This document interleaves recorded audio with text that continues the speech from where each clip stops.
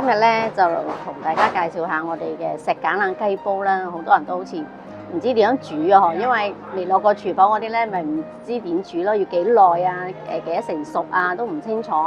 咁咧，我今日同大家介紹下啦嚇。首先咧，打開煲蓋啦，話水滾大滾啦嚇。大滾之後咧，咁咧我哋就會攞第一碟雞啦。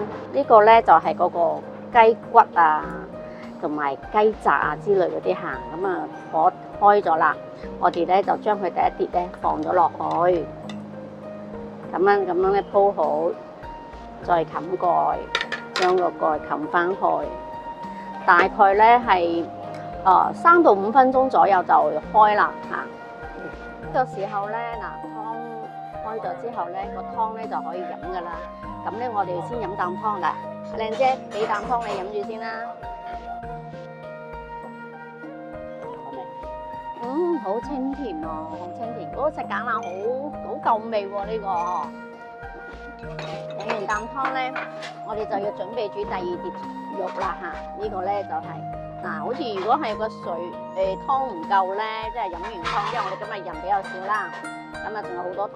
如果湯唔夠咧，可以嗌佢哋加湯底嘅。我哋都係雞湯嚟嘅。